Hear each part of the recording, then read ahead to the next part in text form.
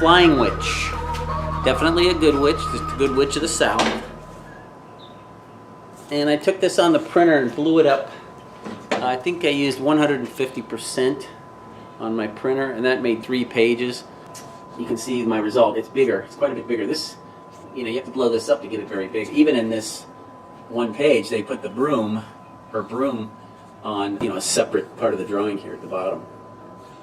And the tricky part about this, you notice I cut the hands off, the arm. I show the arm holding the support for the propeller as one piece. Not sure how I'm going to do that, but I cut it out. I cut the arm piece out on the bandsaw. And then I'm making it so it can fit in right here to the body. I've sketched in some of the details there. Then here's the back of the broom. Probably have a piece of metal on the back, act as the weather vane. And then it's got the 1/4-inch pivot hole here. But where the problem is getting this, you want this broom stick to appear to go all the way, through underneath the dress there and in up to where the propeller is, because you want the broom to have a propeller on the end. It's kind of tricky here. I'm probably going to drill a hole right here at the bottom of the hand to take part of this broomstick, and it'll be a short portion coming out of the top of the knee here. He showed a 5-bladed propeller. It was just the propeller that he recommends. Let's see if we have a picture of it. There's a 5-bladed propeller with just, square tips. And I thought to do something a little more imaginative, so I cut over on the table saw setup. So I cut out a few of these. These are just hub blanks, and I mounted them on here after I marked them. So in order to mark these properly, I took a protractor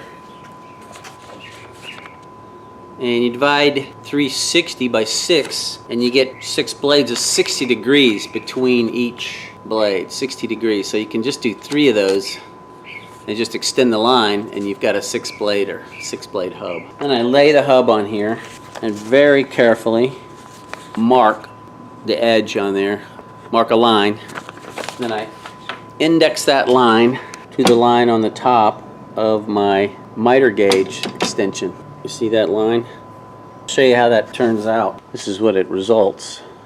I've sanded off the marks off of this one on the outside, but that's what you get. That's what it should look like. 6 blades. That's just kind of small for 6 blades. It wouldn't go much smaller than this. You can see how this works. It goes on there like that. Then I have this wedge I made. So just put the bolt. This is to do it more rapidly.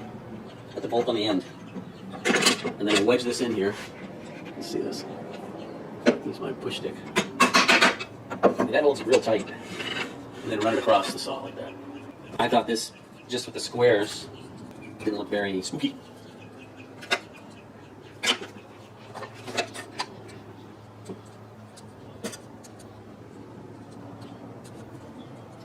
That didn't look very spooky, does it? Okay. Now, so I wanted to add some spookiness. I was thinking bat wings, right? Of course, witches always have a lot of bats flying around them and everything like that. Right? Everybody knows that. Thinking about bat wings, something like this. I like the size of those blades that I had. These are a good size for getting the propeller to spin. So I came up with this one. I'm cutting it out now. I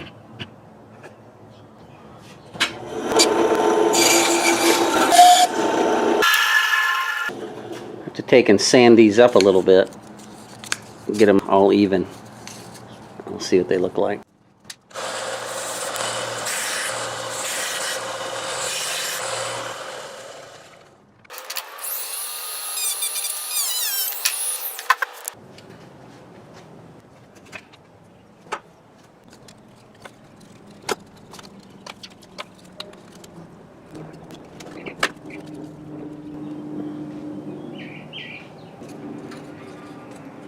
Okay, we're working on the witch.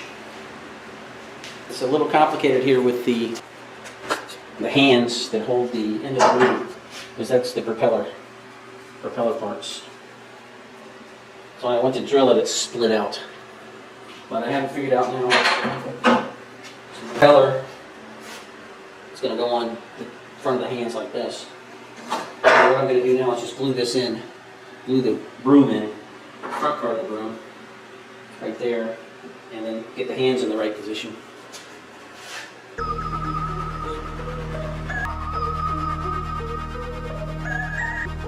Some sheet metal, I think it's 025 sheet from Lowe's.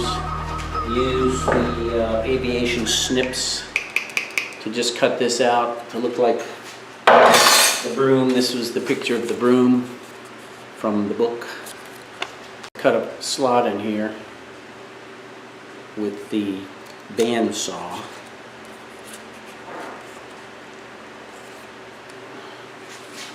In the back here.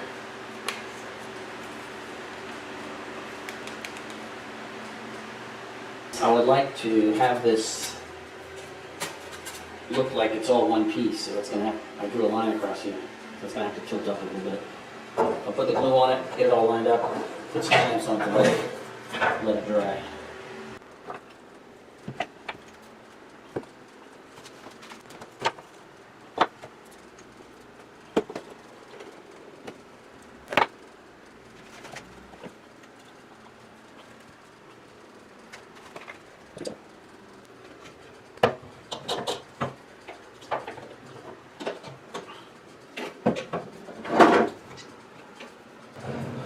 While we're here, go ahead and glue up the propeller blades.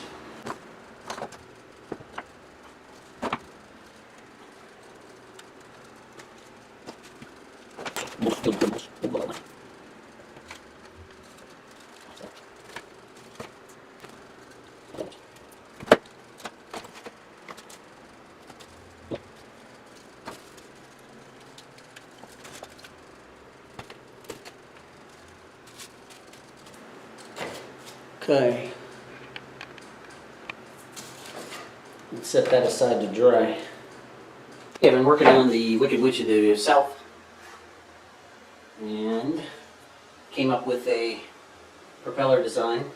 Kind of started off thinking about bat wings and it ended up like this. So that's all glued up. I did have a problem here, and I drilled this 1/4-inch hole for the pivot bearing according to the plans, and on that picture in the book, she sits up like upright when she's going up on the broom like this. Right? And then the propeller, it shows in the book, the propeller is at an angle to the broom. So I was thinking that she would like lean in. She's flying, she would like, I would have her lean forward like this. So I'm going to do the propeller like this. Anyway, I had already drilled according to the diagram in the book. If you see there at her foot, it's got a dotted line.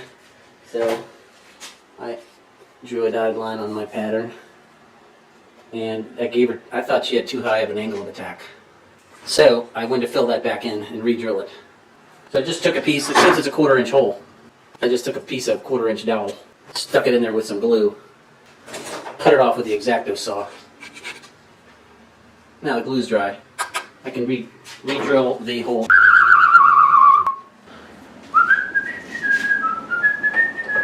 I'm going to get her about the angle I want.